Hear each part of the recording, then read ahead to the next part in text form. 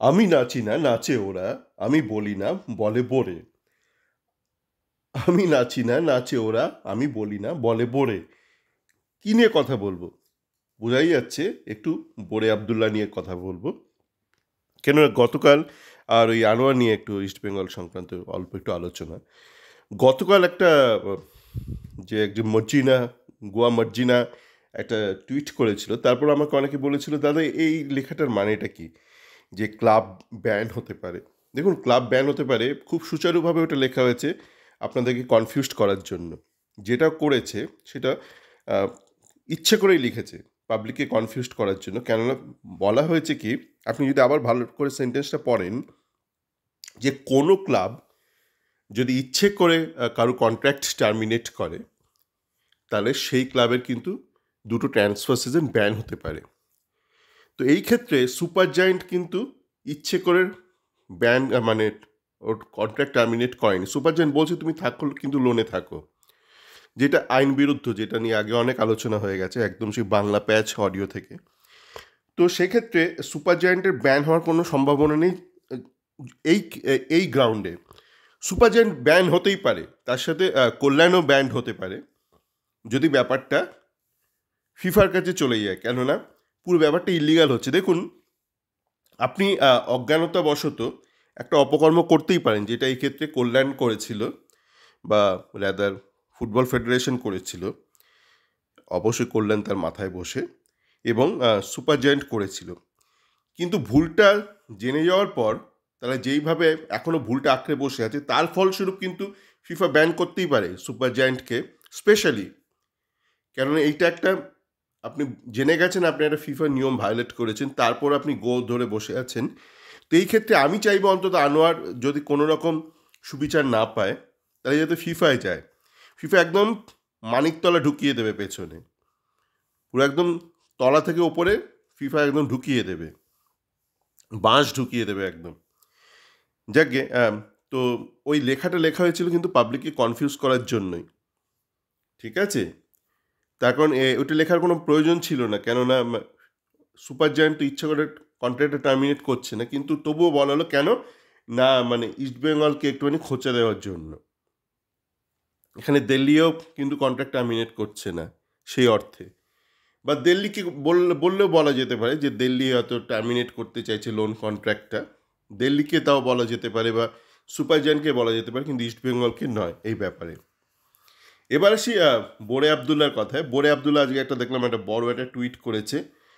ও মানে super giant এখন খুব মজা হয়ে গেছে, আলিবাবার খুব মজা হয়ে গেছে। নাচতে হলে কিছু ফ্যান ক্লাবকে ভাড়া করে নিয়ে চলে আসে, ওরা নাচতে থাকে। দেখবেন ওই যে ওদের যখন ওই জেমি ম্যাকলারেন বলে ছেলেটা এলো এয়ারপোর্টে, তখন মানে বলছে এই তো পয়সা নিয়ে এসছে, নাচ নাচ নাচ, দুয়ার তুলে নাচ, মানে বলছে না নাচ। মানে এখন মানে এটা কিন্তু মানে এটা একটা সামগ্রিক একটা সমস্যা কিন্তু সমাজের, এবং এটা কিন্তু শুধু সুপার জায়েন্টের সীমাবদ্ধ নয়, এটা ইস্টবেঙ্গলেও রয়েছে। এই fan club, fan group culture, আপনি যদি এর মধ্যে একবার ঢোকেন, আপনার মধ্যে যে ইন্ডিভিজুয়ালিজম আছে, যেই স্বাধীন সত্তা আছে, ব্যক্তিত্ব আছে, সেটা নষ্ট হয়ে যায়। মানে আপনার কিন্তু ফ্যানের কথা অনুযায়ী, গ্রুপের কথা অনুযায়ী কথা বলতে হবে, নয়তো মনে মনে একটা ভয় থাকে যদি এমন কিছু বলি যেটা গ্রুপের সংখ্যাধিক্য লোক বলছে না, তাহলে আমাকে হয়তো গ্রুপ থেকে বার করে দেবে, বহিষ্কার করবে, একঘরে করবে। তখন ধীরে ধীরে আপনি কিন্তু একটা মুরগিতে পরিণত হবেন, মানে বক্স অফ মুরগির বাচ্চার মতন, একটা গ্রুপ অফ মুরগির বাচ্চা। এটা দুটো ক্লাবের ফ্যান ক্লাবের ক্ষেত্রেই প্রযোজ্য, প্রতিটা ফ্যান ক্লাবের ক্ষেত্রেই প্রযোজ্য। তো এখন এইটা হয়ে গেছে, মানে ফ্যান ক্লাবদের দিন না চায় মানে অবশ্যই নিশ্চয়ই তাতে কিছু আহ, পারিশ্রমিক তো অবশ্যই থাকে, সরাসরি বা পরোক্ষভাবে থাকে। সবসময় যদি সরাসরিভাবে পারিশ্রমিক আপনাকে দিতে হবে না, আপনাকে যদি কোনো বেনিফিট দেয়, ওইটা এক প্রকার আপনাকে পারিশ্রমিক দিচ্ছে, মানে খেতে পড়তে দিচ্ছে। আগেকার দিনে ছিল না, মানে বাড়িতে চাকর রাখতো, পয়সা দিত না, দুবেলা খাওয়া পড়া দিত। সেরকম ফ্যান ক্লাবদের বা ফ্যানদের হয়তো কিছু খাওয়া পড়ার ব্যবস্থা থাকে, হয়তো অর্থ সরাসরি দেয় না। দুটোই হতে পারে, বা দুটো মডেলই থাকতে পারে। এবার আসি বোরে আবদুল্লার কথা। বোরে আবদুল্লাহ একটা বড় একটা টুইট করেছে, মোটামুটি একটু বিস্তারিতভাবে সুপার জায়েন্টের মনের কথা বলেছে। সুপার জায়েন্ট এখন ওদের নিজেদের কোনো স্পোক্সম্যান নেই, একে দিয়েই চালায়, এদের দিয়েই চালায়, রাদারে আবদুল্লাহ মর্জিনাকে দিয়েই চালায়। তো সুপার জায়েন্টের মনের কি ভেতর রয়েছে সেটা রোজ বলে যাচ্ছে। আমার মনে হয়, ওদের মনে হচ্ছে, এবার তোর মনে হয় বল, তোর মনে হওয়ার কোনো দরকার নেই। ওটা ওদের মনে হওয়াটা বল যে ওরা বলতে বলেছে। বাবু বলে না, মানে একটা চাকর ঠাকুর আসে দোলনায়, এখনও আসে হয়তো, বাবু এটাতে যে পাঠালো, বলতে বললো, ওইটাই একটু এখন গ্লোরিফাইড। মানে এখন সে একটা পিএইচডি, সে তো ওইভাবে নিজের চাকর বলতে পারে না, সার্ভেন্টও বলতে পারে না, যদিও you serving the nation, you serving the community, কিন্তু তবুও নিজেকে চাকর বলতে পারে না। আমার মনে হচ্ছে, ওদের মনে হচ্ছে যে ওদের গ্রাউন্ড খুব শক্ত। বল, বাবু বলতে বলেছে, বাবু আলী বাবা বলতে বলেছে যে ওদের গ্রাউন্ড, ওদের ভিত্তি খুব শক্ত, ওদের মনে হচ্ছে। মানে দেশের যাই মনে হোক, আইনের যাই মনে হোক, বাবু বলতে বলেছে আপনাদেরকে যে ওদের খুব শক্ত মাটি, শক্ত মাটির ওপর ওরা দাঁড়িয়ে।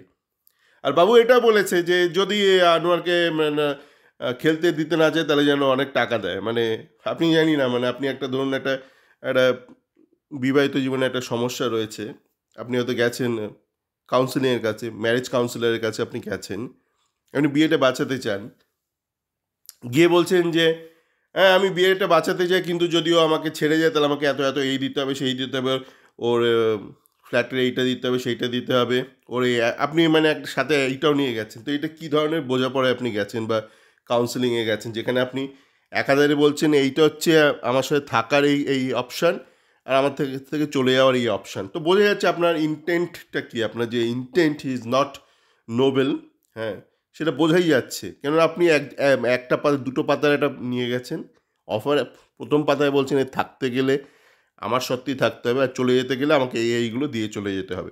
তো এইটার পর আমার মনে হয় না কোনো বিয়ে আর টিকতে পারে। আপনি যদি কোনো ম্যারেজ কাউন্সিলিংয়ে যান, আপনি স্ত্রী, আপনি মহিলা হন, পুরুষ হন, যদি আপনার আদার হাফ এরকম একটা অপশান নিয়ে যে আপনি দেখেন যে বলছে থাকতে গেলে আমার পুরো শর্তে থাকতে হবে, আর চলে যেতে গেলে আমার সঙ্গে এই সব রফা।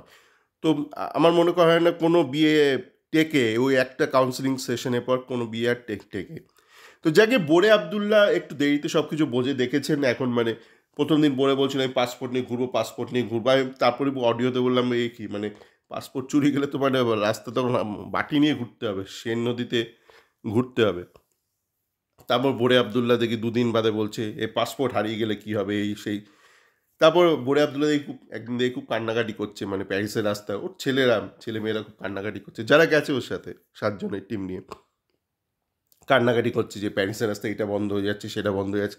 এখন প্যারিসের সমস্যাটা আছে, মানে আমি গত ডিসেম্বরে গিয়েছিলাম প্যারিসে, ঘুরতে গিয়েছিলাম ওই ক্রিসমাসের সময়। তো তখন দেখেছিলাম মানে প্যারিস কয়েকদিন ঘুরে আমার উপলব্ধি হয় যে অন্যান্য শহরে আপনি যেমন বিশ্বের বিভিন্ন শহরে আপনি গুগল ম্যাপ দিয়ে মোটামুটি চালাতে পারেন, প্যারিসে সেটা সম্ভব না। প্যারিসের জন্য এখনও সে আগেকার দিনে ছিল, মানে আগে আমি যখন ঘুরতাম, যখন গুগল টুগল ছিল না, তখন বড় বড় ম্যাপ পাওয়া যেত, এখনও পাওয়া যায় বিভিন্ন দেশে ট্যুরিস্ট সেন্টারে।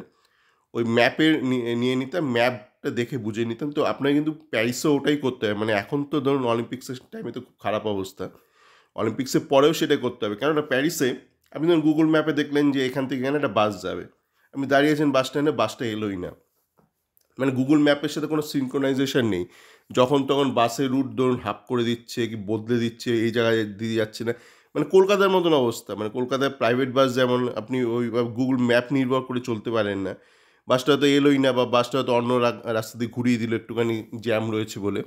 প্যারিসে ওরকম অবস্থা। সুতরাং প্যারিসে আপনার যদি শহরটা ঘুরতে হয়, আপনাকে কিন্তু ম্যাপটা নিতে হবে, পকেটে নিতে হবে, আপনি কোথায় আছেন সেটা জানতে হবে, কোথায় যেতে হবে সেটা জানতে হবে। এটা যদি জানেন, আর দেখবেন শহরের মাঝখান দিয়ে সেন নদীটা বয়ে চলেছে, আপনি পৌঁছে যাবেন, কোনো অসুবিধা নেই। কিন্তু আপনি যদি ওই আজকালকার দিনে শুধু গুগল ম্যাপ নির্ভর করে চলেন, মানে গুগল অ্যাপ দেখেন যে কোথা থেকে কোথায় কীভাবে যাব, আপনি ঘেঁটে যাবেন। তো আপনাকে একদম পাতি দেশি পুরনো মেথডে চলতে হবে, একটা পকেটে ম্যাপ রাখতে হবে, আপনি কোথায় আছেন সেটা জানতে হবে, আপনি কোথায় যাবেন সেটা জানতে হবে, আর মাঝে সেন নদীটা কোথা দিয়ে যাচ্ছে সেটা বুঝতে হবে। বাকি আপনি সব ফিগার আউট করে নেবেন। প্রচুর ট্রেন বাস আছে, কিন্তু ট্রেন বাস কোথায় কখন থেমে যাবে, কোথায় রুট বদলে দেবে কেউ জানে না।